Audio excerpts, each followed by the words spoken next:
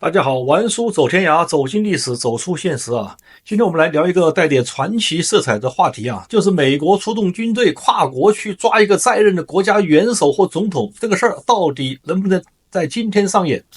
这听起来有点像电影情节，但却在现实中真真切切发生过的故事。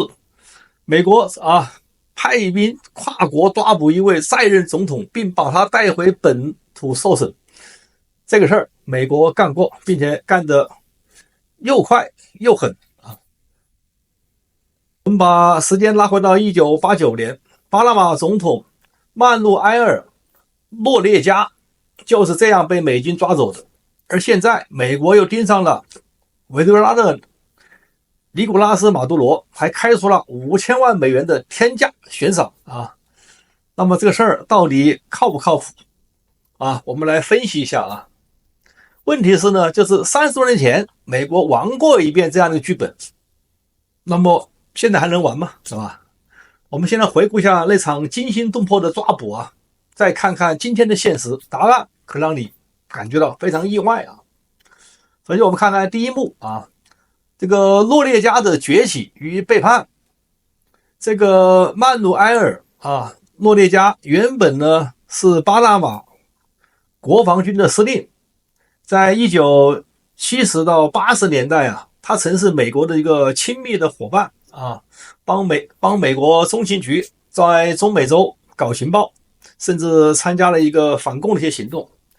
可时间一长呢，这哥们呢权力是越来越大并且还卷进了这个毒品走私，把大量的可卡因从哥伦比亚运往美国赚钱嘛更糟糕的是呢，他开始在政治上和美国也开始唱反调。不再乖乖听话了。于是呢，在1988年，美国的联邦检察官开始正式的起诉了诺列加，指控他这个贩毒洗钱，直接贴上了这个涉毒国家元首的标签，跟目前这个马杜罗一样啊。好，我们看第二步。那第二步呢，就是入侵的导火索啊。1989年，巴拿马国内的局势动荡不安，反对派控诉选举被操纵了。就在12月初，一名美国海军陆战队军官在巴拿马曾被枪杀。这一下，美国总算找到理由了，要保护美国公民的安全，恢复巴拿马民主，同时逮捕诺列加。于是，代号"正义事业行动"的军事计划随即启动。好，就在1989年的12月20号，闪电行动开始了啊！美军在凌晨发动了全面进攻，出动了 2.7 万人加上当地的驻军 1.2 万人迅速的控制了这个首都港口机场和电视台。巴拿马的国防军呢只有 1.6 万人，很快被压制。美军的目标非常明确保护美国公民，捍卫巴拿马运河，恢复民主政体逮捕诺列加好，镜头切到第4幕，在大使馆的心理战这个诺列加呢，眼看败局已定，逃进了梵蒂冈驻巴拿马的大使馆。按照国际法这里是外交领土，美军不能够直接硬闯进去，是吧？怎么办呢？美国人开始打起了心理战，在大使馆外架起了高功率扬声器昼夜播放那个重金属的音乐和噪音让他得不到好的休息其他人也不好休息，怎么搞这据说是当地民众搞的与此同时呢，美方找到了诺列加的一个情妇，劝他帮忙传话，告诉他外面局势很安全，出来之后会体面的处理不会有生命之忧，否则情况更糟于是乎呢，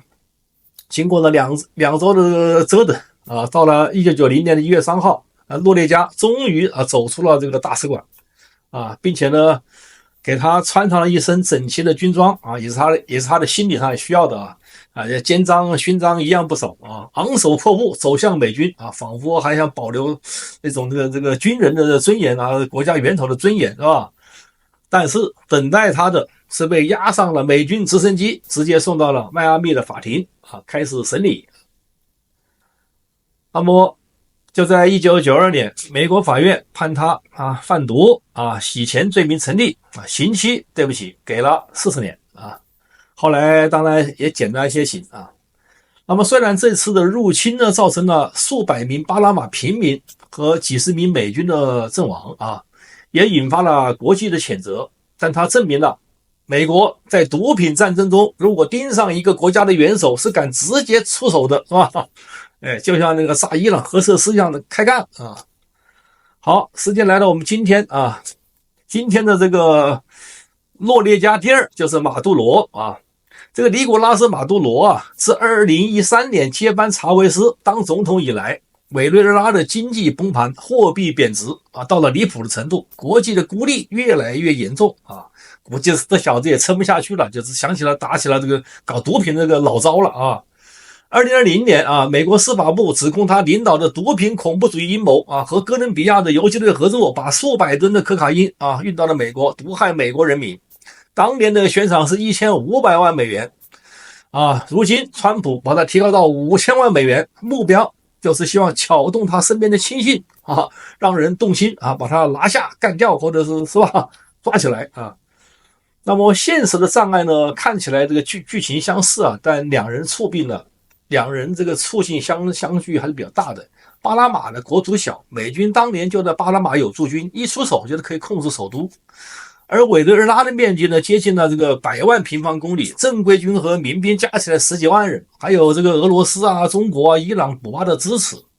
那么首都的防御也是层层深入，所以美军要想动手的话，极可能陷入一个持久战，那么并且伤亡极大。所以玩叔分析啊，可能的抓捕路径啊，不外乎下面几种。第一种，类似这个特种部队突袭啊，像当年抓本拉登那样啊，渗透抓人啊，撤离。但委内瑞拉那个地形呢，防范程度啊，风险极高啊。第二个就是内部政变啊，美国呢希望扶持军方或者政坛势力啊，推翻马杜罗啊，再由新政权引渡，是吧？但军方高层和他的绑得很紧啊，之前的这个瓜伊多的政变失败就是个例子，对吧？第三个呢，就是经济和外交的围困呢，切断了石油、黄金的出口，冻结了海外资产，造成它内部的精英也是分裂的。是吧？那么缺点呢，这耗时间长啊，对平民打击大，并且呢，俄罗斯、中国可能啊提供一些经济缓冲给他帮些忙。那么第四个呢，就是这个国际司法合作啊，等他出访第三国时动手，但这个家伙很少出国，而且只去这个友好国家，所以这个招也不管用，这4招都不管用啊。所以玩叔预想未来的可能啊，短期内美国会继续的搞这个情报渗透、经济制裁、暗中策反啊，多管齐下，这老套路啊 ，CIA 的老套路了。那么中期呢，如果委内瑞拉的经济垮到军队发不起工资，美国可能趁机推动定点抓捕，是吧？没抵抗了嘛，对不对？那么从长期看呢，除非国际格局发生大的变化，否则直接入侵啊，像巴拿马那样的可能性比较低啊。更可能啊，通过长期的围困和内部这个让它分裂来收网的可能性大。所以玩叔的结论是啊，这诺列加的落幕啊，是一记闪电般的军事重拳，而马杜罗的结局更可能是一场漫长的这个外科手术啊，切断资源，